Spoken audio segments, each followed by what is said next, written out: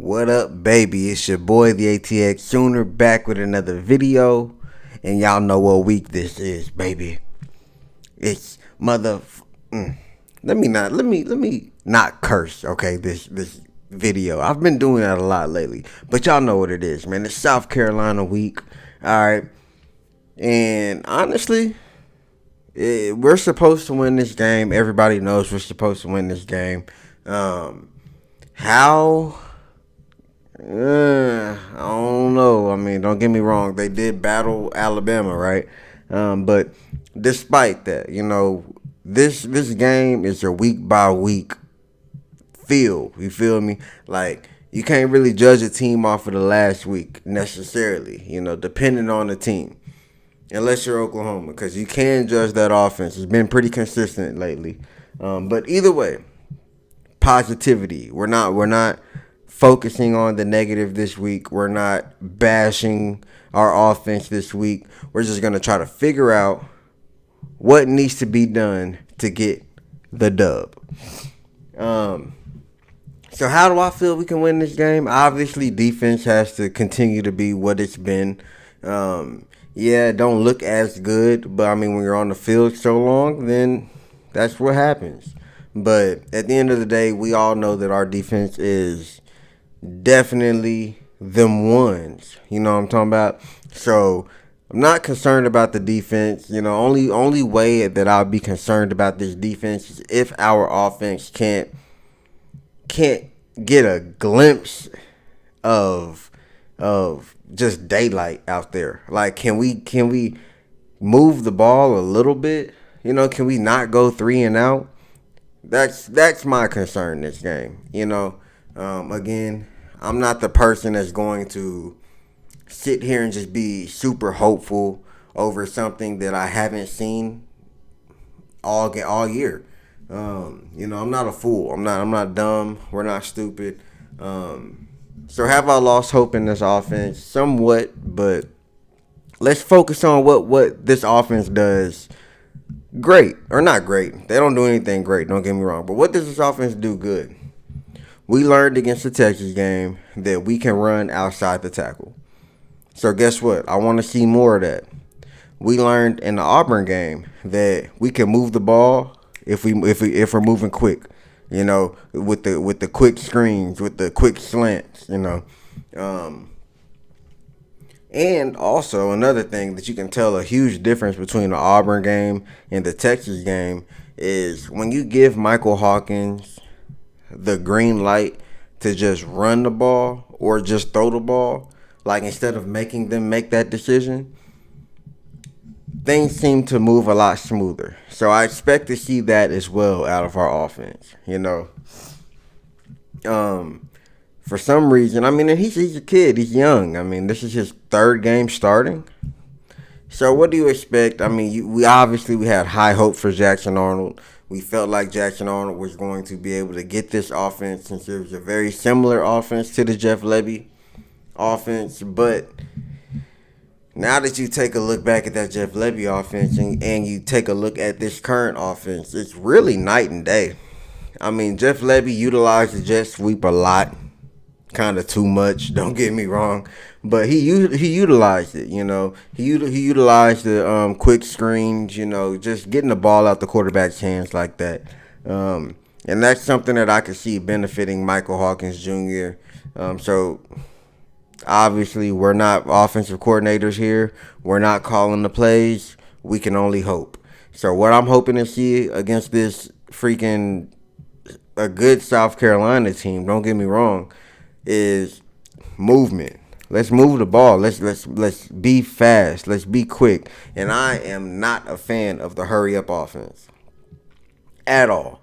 So when I say let's move fast, I'm not talking about no huddle. Let's go. I'm not talking about speed like that, because guess what? That gives our defense more time on the field if we go 3 and out.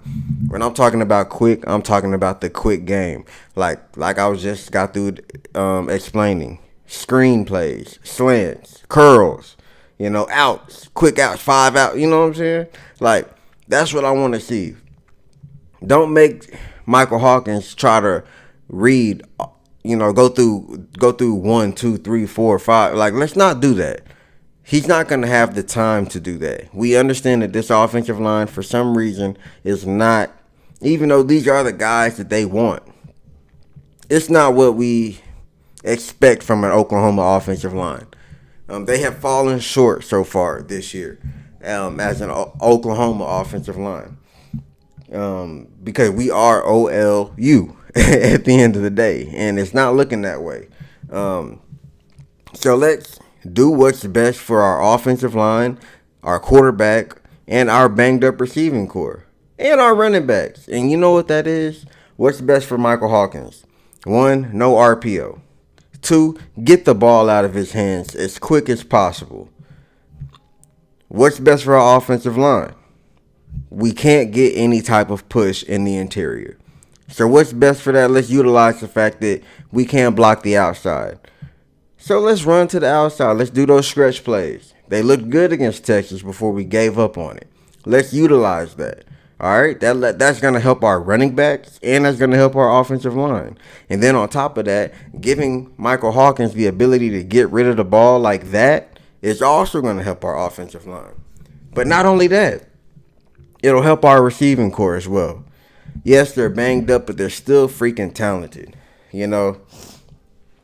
Texas, against when we played Texas, they might have had 2 deep balls, if that. But for the most part, what was it? Quick slant, take it down, 45-yard touchdown. We can do that too. We have the capabilities to get rid of the ball fast, get one of our speeder receivers open like that. If our offensive coordinator can scheme a receiver open, we have the ability to do that. There's no reason why we can't help our receivers out, with schemes. Because, if for some reason, if we feel like they're not talented enough to get the job done, at least as an offensive coordinator, you can draw up a play to get that person open. So that's what I'm expecting against this South Carolina team. And, of course, like I said, when it comes to the defense, you're not the problem. I don't care what nobody says. I don't care what BV says. I don't care what anybody says. Yeah, do you want to see a score? Do you want to see 30 points on the board against a rival? No, you don't. But when you give your offense opportunity after opportunity after opportunity to get points on the board, you can't blame the defense for that. They did their job. So, defense, continue to be what you are. Continue to do you, because you are a championship-worthy defense.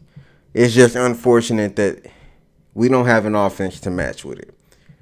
But, again, I don't know. Obviously, like I said, I'm not a freaking offensive coordinator. I just feel like those are things that could help our offense out. Get the ball out of get the ball out of Michael Hawkins' hands faster. Let's run to the outside, because we've known all year we can't run to the inside. And for our receiving core, let's get them open. Let's figure out ways to get them open. All right? And then when it comes to discipline on that offense, let's stop the bullshit penalties. Let's stop the first down plays that are negative. Let's stop that, And then a lot of times we're doing that to ourselves with penalties. We don't need that. We don't need that. And that is something that you can't blame on the coaching staff. You can't blame that on nobody but the people on the field. That's a discipline issue. And can you say that's a coaching issue? I don't think so. I don't think you can, because the coach can't tell you the coach can preach to you all week.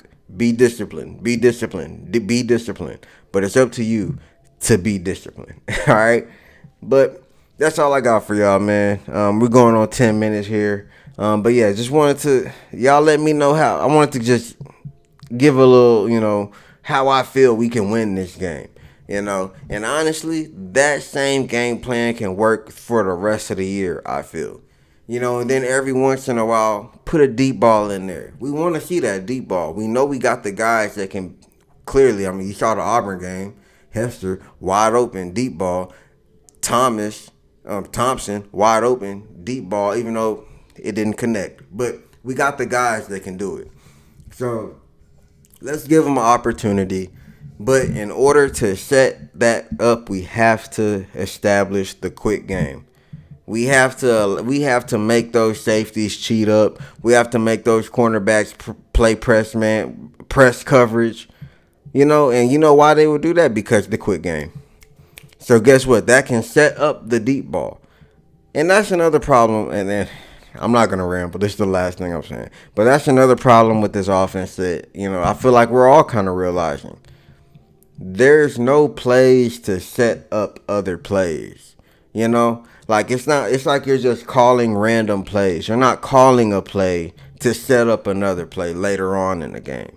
So let's see if we can make that work. Let's see. It seemed like we tried to do that with the little freaking, I don't know what you would call that, little flip option to the running back, or the quarterback could throw the screen, or the quarterback can take off himself. But that's too many options for a quarterback. Let's not do that. That's that RPO BS. We don't need that. But that's all I got for you, all right? That's all I got for you. Y'all make sure y'all like, share, subscribe, follow me on Twitter, all that fun stuff. Y'all let me know how y'all feel in the comments. What do y'all think can get us the W this week? I don't know. Let's talk about it. But that's all I got for you. I hope you guys have a blessed day. I appreciate you guys for tuning in. And that's all I got. And y'all know why we got to come out with a dub. You know why we got to be smarter. You know why we got to scheme our way to this dub. It's because it's supposed to be in our DNA. Is it in our DNA? We don't know yet. We'll figure it out. So that's all I got. I appreciate y'all. Hasta la vista, baby.